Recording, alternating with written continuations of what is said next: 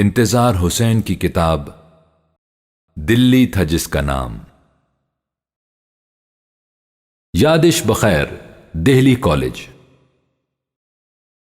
سن 1867 کے طلوع کے ساتھ دلی والوں نے ریل گاڑی کی سیٹی کی آواز سنی اور جانا کہ زمانہ بدل گیا، مگر دلی کی تاریخ میں اس سے بھی زیادہ بڑا واقعہ اب سے 42 برس پہلے سن 1825 میں گزرا تھا، جب دہلی کالج قائم ہوا تھا۔ بس اسی کے ساتھ اس مٹی میں نئے زمانے کا بیج پڑ گیا تھا۔ اسی کالج کا ظہور تھا کہ جو زبان کل تک بس شاعری کی زبان تھی، اب جدید سائنس سے مکالمہ کرتی نظر آ رہی تھی۔ مدرسہ غازی الدین جو 1792 میں قائم ہوا تھا، اب پس منظر میں چلا گیا، سمجھو کہ مٹ گیا۔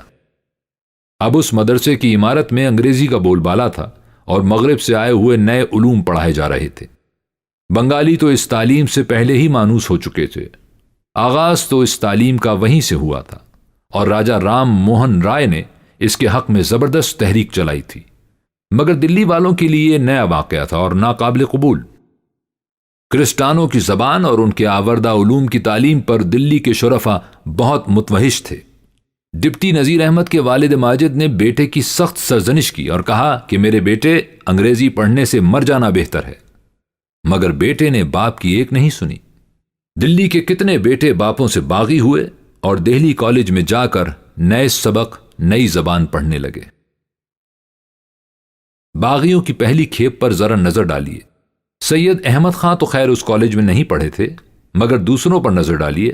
محمد حسین آزاد، نذیر احمد، مولوی ذکا اللہ، مولوی ضیاء الدین، ماسٹر رام چندر، پیارے لال آشوب، ماسٹر نند کشور۔ ان باغیوں نے اس کالج سے نکل کر جو گل کھلائے، اس سے مسلمانوں کے روایتی معاشرے میں ایک قیامت اٹھ کھڑی ہوئی، اور کچھ بزرگ بھی اس تعلیم کے گرویدہ ہو گئے۔ وہ اس کالج میں جا کر استاد بن گئے۔ ایسے بزرگ جن کے علم و فضل کا دلی میں لوہا مانا جاتا تھا، جیسے مفتی صدر الدین آزردہ، مولوی امام بخش صہبائی، مملوک العلی نانوتوی۔ اس کالج کے کچھ امتیازی اوصاف تھے جن کے سبب یہ درسگاہ ایک ذہنی انقلاب کی نقیب بن گئی۔ مولوی عبدالحق کے حساب سے یہ اوصاف 3 تھے۔ اول یہ کہ یہ پہلی درسگاہ تھی جہاں مشرق و مغرب کا سنگم ہوا، اور ایک ہی چھت کے نیچے ایک ہی جماعت میں مشرق و مغرب کا علم و ادب ساتھ ساتھ پڑھایا جاتا تھا۔ اس ملاپ نے خیالات کے بدلنے، معلومات میں اضافہ کرنے اور ذوق کی اصلاح میں بڑا کام دیا ہے، اور نئی تہذیب اور نئے دور کی بنیاد رکھی، اور ایک نئی جماعت ایسی پیدا کر دی جس میں سے ایسے پختہ کار، روشن خیال اور بالغ النظر انسان اور مصنف نکلے جن کا احسان ہماری زبان اور سوسائٹی پر ہمیشہ رہے گا۔ دوسرا امتیاز اس درسگاہ کا یہ تھا کہ یہاں ذریعہ تعلیم اردو تھی۔ تمام مغربی علوم اردو ہی میں پڑھائے جاتے تھے۔ تیسرا امتیاز یہ تھا کہ اس سے وابستہ ایک ورنیکولر ٹرانسلیشن سوسائٹی یا مجلس ترجمہ تھی۔ اس مجلس کے زیر اہتمام جو ترجمے اور تالیف کے کام ہوئے، ان کی تعداد 125 کے لگ بھگ ہے۔ ترجمہ کرنے والے اس کالج کے استاد تھے یا ان کے شاگرد۔ یہ ترجمے اور تالیفات تاریخ، جغرافیہ، اصول قانون، ریاضیات اور اس کی مختلف شاخوں، کیمسٹری، میکانیات، فلسفہ، طب، جراحی، نباتیات، معنویات، معاشیات وغیرہ علوم و فنون نیز ادبیات پر مشتمل ہے۔ دلی کے آثار قدیمہ پر تحقیق کے لیے جو مجلس قائم ہوئی، اسے بھی اسی کالج کا فیض جانیے۔ اس کا نام تھا آرکیولوجیکل سوسائٹی۔ اس کے اراکین میں کچھ انگریز افسر تھے، باقی زیادہ دہلی کالج کے فرزند تھے۔ سر سید احمد خان، مولوی ضیاء الدین، ماسٹر رام چندر، ان سب میں سب سے زیادہ متحرک سر سید احمد خان تھے، جنہوں نے بہت تحقیق و تفتیش کے بعد ایک رپورٹ تیار کی اور مجلس کے سامنے پیش کی۔ بعد میں اس رپورٹ سے گزر کر انہوں نے پوری ایک کتاب آثار السنادید کے نام سے لکھ ڈالی، جسے دلی کے آثار قدیمہ پر ایک مستند تحقیقی کام کے طور پر تسلیم کیا گیا۔ گارسی دتاسی نے اس کا فرانسیسی میں ترجمہ کر ڈالا۔ اسی دوران میں ایک واقعہ اور ہوا۔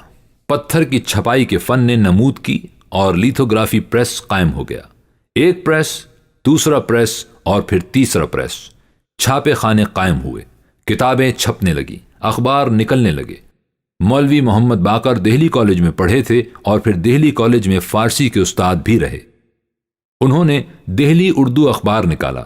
یہ شمالی ہند میں پہلا اردو اخبار تھا۔ سن 1837 میں وہ اخبار دہلی کے نام سے نکلا تھا۔ سن 1840 میں اس کا نام دہلی اردو اخبار ہو گیا۔ جنگ آزادی کے ہنگام میں اس کا نام اخبار الظفر ہو گیا۔ اس کے بعد نہ ایڈیٹر رہا نہ اخبار کہ مولوی محمد باقر کو انگریزوں نے پھانسی دے دی۔ ان کے بیٹے محمد حسین آزاد شہر سے نکل گئے۔ 80 کے آس پاس کے زمانے میں سر سید احمد خان کے بڑے بھائی سید محمد خان نے سید الاخبار کے نام سے ایک اخبار نکالا۔ ماسٹر رام چندر نے دہلی کالج میں بیٹھ کر 1846 میں فوائد الناظرین کے نام سے ایک اخبار نکالا۔ 1847 میں محب ہند جاری کیا۔ خود دہلی کالج نے قرآن السعیدین کے نام سے ایک علمی جریدہ نکال رکھا تھا، جس کے مدیر کالج کے پرنسپل ڈاکٹر الائس اسپرنگر تھے۔ اسپرنگر صاحب جرمن تھے۔ ایک دوسرے استاد تھے بترو صاحب، یہ فرانسیسی تھے۔ الائس اسپرنگر صاحب تو 3.5 سال گزار کر رخصت ہو گئے۔ پھر ٹیلر صاحب نے کالج کی پرنسپلی سنبھالی۔ نئی تعلیم سے دلی میں ایسی فضا پیدا ہو گئی تھی کہ سی ایف اینڈریوز نے اسے نشاط الثانیہ سے تعبیر کیا، مگر اچانک 1857 کی قیامت آن ٹوٹی۔ ٹیلر اور کالج کے دوسرے یورپین استاد اور منتظمین اپنی جانوں سے ہاتھ دھو بیٹھے۔ کالج بند ہو گیا۔ پھر کہیں 1864 میں جا کر یہ کالج دوبارہ کھلا، مگر اب زمانہ اور تھا۔ کالج کی لائبریری تباہ و برباد ہو چکی تھی۔ غازی الدین مدرسے کی عمارت پر پولیس نے قبضہ کر رکھا تھا۔ کالج نے اب گلی قاسم جان کے ایک مکان میں ٹھکانہ بنایا۔ ایک بڑی تبدیلی یہ آئی کہ علمی کتابوں کے جس زور شور سے یہاں اردو ترجمے ہو رہے تھے، وہ زور شور اس زمانے کے ساتھ چلا گیا۔ ترجموں کا بازار ٹھنڈا تھا، اب تو اردو ہی پس منظر میں چلی گئی تھی۔ زور اب انگریزی پر تھا۔ اس سب کے باوجود کالج چل پڑا تھا۔ طلبہ جوق در جوق آنے لگے تھے، لیکن ایک انگریز ماہر تعلیم نے بیٹھے بٹھائے اس کالج سے بیر باندھ لیا۔ یا شاید یوں تھا کہ دلی والوں کو جہاں اور سزائیں دی گئیں، وہاں تعلیمی سطح پر بھی ایک سزا دینی مقصود تھی۔ یہ ماہر تعلیم ڈاکٹر لائٹنر تھا، جو ہاتھ دھو کے کالج کے پیچھے پڑ گیا۔ تو لائٹنر نے تجویز پیش کی کہ 2 کالجوں پر کیوں پیسہ خرچ کیا جائے، کیوں نہ دہلی کالج کو لاہور کے کالج میں ضم کر دیا جائے۔ مگر دہلی میں اس تجویز کے خلاف سخت رد عمل ہوا، اس لیے اس تجویز کو بہت جلدی رد کر دیا گیا۔ لیفٹیننٹ گورنر میکلاڈ نے دہلی سوسائٹی کو اطمینان دلایا کہ اس کالج کی حیثیت برقرار رہے گی، مگر لائٹنر ہار ماننے والا کب تھا؟ 1874 میں اس نے پھر اپنی تجویز پر اصرار کیا۔ اب لیفٹیننٹ گورنر ایجرٹن تھا، اس نے بھی اس تجویز کو قبول کرنے سے انکار کر دیا۔ ادھر دہلی کالج روز بروز ترقی کر رہا تھا، نتائج بھی اچھے آ رہے تھے، مگر لائٹنر کو جیسے اس کالج سے للہی ہو گئی ہو۔ اس نے اب دلی کے ایک فرزند حامد علی خان سے مل کر ایک سازش کی۔ نارائنی گپتا کی تحقیق کے مطابق حامد علی خان نے لائٹنر کی شہ پر یہ شوشہ چھوڑا کہ اعتماد الدولہ فنڈ، جس سے دہلی کالج کو امداد ملتی تھی، صرف شیعہ طلبہ کے لیے قائم ہوا تھا۔ دہلی کالج کو یہاں سے کس خوشی میں امداد ملتی ہے؟ مناسب یہ ہوگا کہ یہ فنڈ پنجاب یونیورسٹی کی نگرانی میں دے دیا جائے اور صرف شیعہ طلبہ کو اس فنڈ سے وظائف دیے جائیں۔ اور لائٹنر صاحب نے ٹکڑا لگایا کہ دہلی کالج کو چلانے کے لیے اب فنڈ کہاں سے آئیں گے، بہتر ہے کہ اسے لاہور کالج میں ضم کر دیا جائے۔ آخر لائٹنر کی سازش کامیاب ہوئی۔ فروری 1877 میں دہلی دربار کے موقع پر لیفٹیننٹ گورنر صاحب نے اعلان کر دیا کہ دہلی کالج کو لاہور کالج میں ضم کر دیا جائے گا۔ لیجئے، دہلی کالج بند ہو گیا۔ ان للہ و انا الیہ راجعون۔